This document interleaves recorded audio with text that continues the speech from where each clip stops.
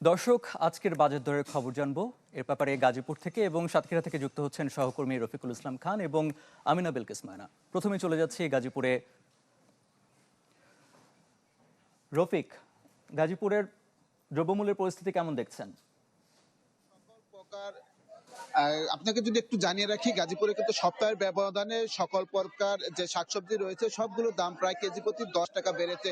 অবশ্যই এটি নির্ভর করছে গাজীপুরে যে সমস্ত শিল্প কারখানা রয়েছে সেই সমস্ত শিল্প কারখানায় যে সমস্ত শ্রমিক রয়েছে তাদের বেতনের নির্ভরের উপর। অর্থাৎ আমরা যেটি দেখেছি গাজীপুরে বিশেষ করে 5 থেকে 15 তারিখের ভিতরে কিন্তু সমস্ত জিনিসের দাম কেজি প্রতি 10 টাকা বেড়ে যায়। অর্থাৎ এই সময়টির মধ্যে মধ্যে শিল্প কারখানার যে সমস্ত শ্রমিক রয়েছে তাদের বেতন হয়ে যায় এবং বেতন হওয়ার পরেই কিন্তু ঘড়ির কাটার মতো সবকিছুর দাম বেড়ে যায়। আপনাকে যদি একটু বলি, গত এক সপ্তাহ কিন্তু আগে যেটি ফুলকপি বেচা কিনে হতো 30 থেকে 40 টাকার মধ্যে, সেটি কিন্তু আজকে 40 থেকে 50 টাকা বিক্রি হচ্ছে। অর্থাৎ আর কাঁচামরিচের কথা যেটি বলি, যেটি ছিল 100 টাকা কেজি, সেই কাঁচামরিচ কিন্তু আজকে 150 টাকা কেজিতে বিক্রি হচ্ছে এবং কেজিতে সেটি প্রায় 50 টাকা বেড়ে গেছে। এরকম কিন্তু সবকিছু বেড়েছে। শুধুমাত্র যে সমস্ত ভোজ্যপণ্য অর্থাৎ তেল, লবণ, আটা, চিনি এই সমস্ত পণ্যের দাম কিন্তু স্থিতিশীল রয়েছে। তো আমরা ক্রেতাদের সাথে কথা বলেছি, তারা যেটি বলছেন, হঠাৎ করে কিন্তু গত কয়েকদিন যাবৎ শাকসবজির দাম বেড়ে গেছে এবং এই সমস্ত বাড়ার পেছনে একটি কারণ বলছেন যে দীর্ঘদিন যে ঘন কুয়াশা এবং শীত রয়েছে,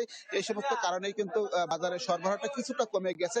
এই কারণে এই সমস্ত জিনিসের দাম কিছুটা কমে রয়েছে। তবে ক্রেতারা যেটি বলছেন, আসলে বাজারের সরবরাহ কিন্তু ঠিকই রয়েছে, কিছু অসাধু ব্যবসায়িক কারণে মূলত এই যে দাম বেড়েছে সেটি বেড়েছে। তো আলু তো কিন্তু আমরা যেটি দেখেছি 5 টাকা বেড়েছে। গত 2 দিন আগে যেটি কেজিতে 20 টাকা বিক্রি হতো সেটি আজকে বিক্রি হচ্ছে 25 থেকে 30 টাকার ভেতরে। তো এইভাবে কিন্তু দাম বাড়ছে। তো এটি কিন্তু আবার যখন 15 তারিখ পার হয়ে যাবে, রীতিমতো কিন্তু সবকিছুর দামই আবার 10 টাকা নেমে যাবে। সবকিছুই নির্ভর করে আসলে শিল্প কারখানার বেতনের উপর। তো এই ছিল গাজীপুরের যে সমস্ত শিল্প এলাকায় বাজারঘাট রয়েছে সেই সমস্ত বাজার পরিস্থিতি। ধন্যবাদ রফিক। দর্শক, এবারে চলে যাচ্ছে সাতক্ষীরায় আমাদের সহকর্মী আমিনা বিলকিস ময়নার কাছে। ময়না, সাতক্ষীরার কি অবস্থা দেখছেন? ভবিষ্যৎ হোক নিরাপদ, বিনিয়োগ হোক বিশ্বস্ত, আর আমার পছন্দ সল্ট বে। ওয়েলকাম টু সল্ট বে। আরেফিন, আমি দাঁড়িয়ে আছি সুলতানপুর বড় বাজার।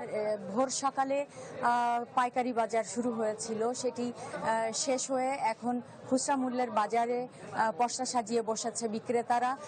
আসলে খুব একটা স্বস্তির খবর দিতে পারছি না এই শীতে। এই সময়ে গত বছর যেমন সবজির দাম কম ছিল, আসলে কাঁচা সবজির দাম এখন কিছুদিন আগেও কমতে কমতে হঠাৎ করেই ঊর্ধ্বমুখী চলে গিয়েছে।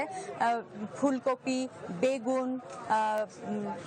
বেগুন, ওলকপি এবং আলু, পেঁয়াজ, ঝাল সবকিছুরই দাম ঊর্ধ্বমুখী।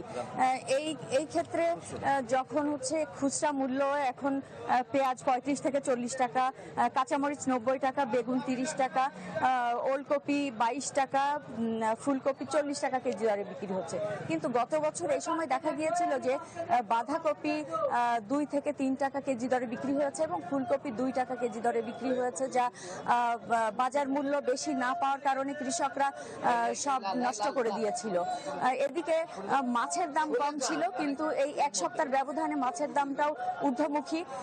মাংসের দাম স্থিতিশীল আছে, কিন্তু ভোজ্য তেলের দাম 75 থেকে 80 টাকা কেজি দরে বিক্রি হচ্ছিল, কিন্তু এখন সেটি 190 টাকা চলে গিয়েছে।